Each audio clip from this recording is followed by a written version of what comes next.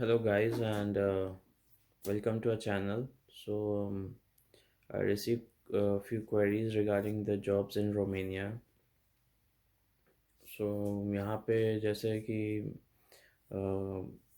Jobs की बात करें तो काफ़ी जॉब्स ऐसे वेकेंट है रहती हैं यहाँ पे क्योंकि जो यहाँ के यंगस्टर्स है वो लोग वेस्टर्न यूरोप चले जाते हैं काम करने, तो ईस्टर्न यूरोप में काफ़ी जॉब्स रह जाती हैं क्योंकि पे स्केल इतना हाई नहीं है जितना कि वेस्टर्न यूरोप में है।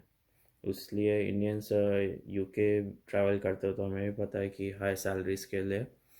सो सेम रोमेनियंस का भी है कि रोमेनियंस भी माइग्रेट करते हैं दूसरी कंट्रीज़ में क्योंकि सैलरीज और लिविंग कंडीशंस बेटर है वहाँ पे।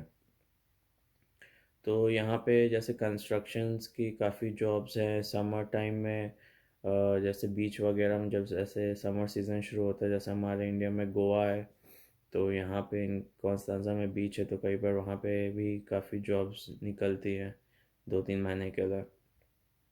ऑल ओवर कंस्ट्रक्शन वर्कर्स की काफ़ी ज़रूरत है होटल्स में काम करने के लिए, जैसे छोटे बच्चों का ख्याल रखने के लिए। और कूड़े वगैरह के लिए ये जितनी भी नॉन क्वालिफाइड जॉब्स हैं वो काफ़ी खाली है। तो नॉर्मली कि रोमानिया में ऐसे नहीं एंटर कर सकते, तो मे बी काफ़ी एजेंट्स होंगे इंडिया में, या फिर अगर कोई किसी को जानते हो यहाँ पे तो वो वर्क वीज़ा और इनविटेशन वगैरह में हेल्प कर सकता है। यहाँ पे जैसे मिनिमम सैलरी है रोमानिया में, ऑब्वियसली इतना हाई नहीं है।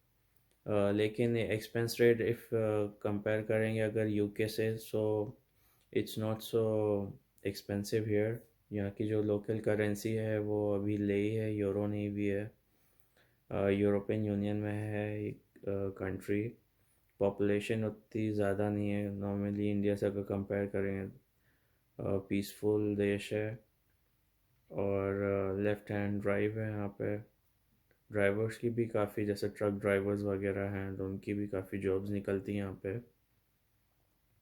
आईटी की भी काफ़ी निकलती हैं, तो एक्सपीरियंस के ऊपर होता है। लोकल लैंग्वेज वैसे रोमेनियन है, लेकिन आईटी जॉब्स या फिर कम्युनिकेट करने के लिए इन लोग को इंग्लिश आती है वैसे थोड़ी बहुत।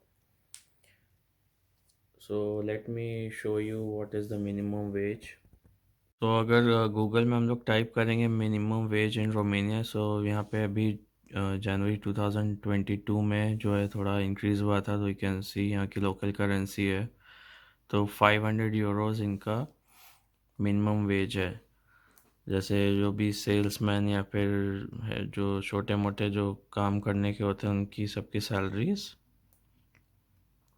ये स्टार्टिंग होती है, लेकिन इस पे टैक्स वे भी कटेगा, तो ये नहीं कि हाथ में इतनी पैसे मिल रहे हैं।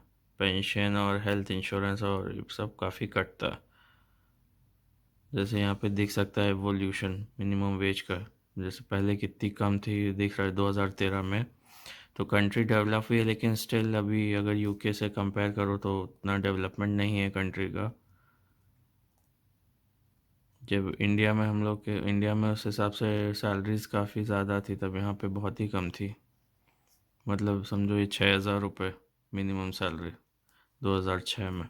तो सब भी इन्फ्लेशन के हिसाब से तो उतना हाई नहीं है। तो अभी जो लेटेस्ट जो है मिनिमम सैलरी, जैसा आप लोगों ने पूछा था, तो ये है।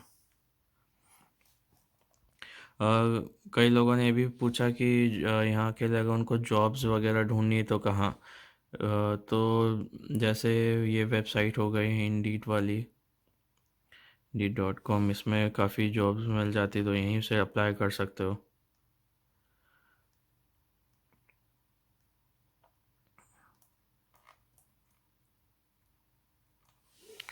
या फिर यहाँ पे ये देखो लिखा है रोमानिया नीड्स 600,000 कंस्ट्रक्शन वर्कर्स।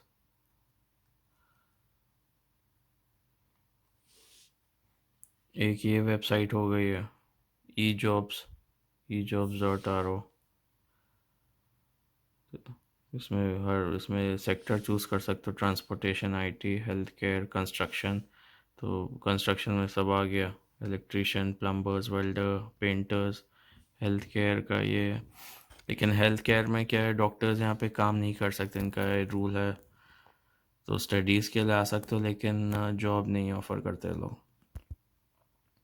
ना ही यहाँ पे पोस्ट ग्रेजुएशन का एग्ज़ाम भी हम लोग अलाउड नहीं है, सिर्फ यूरोपियंस के लिए। यहाँ पे कोरियर हो गया, ड्राइवर, OLX वगैरह पे भी जॉब कई बार ये लोग डाल देते हैं, जैसे दिख रहा होगा। डिलीवरी का, फूड डिलीवरी, कंस्ट्रक्शन के लिए हो गया।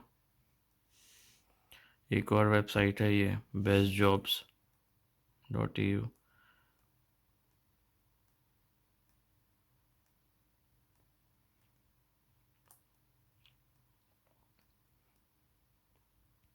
तो एक ये भी आर्टिकल मिला, देखा था पहले का, ये Romania issuing over 1000 work permits to Indians.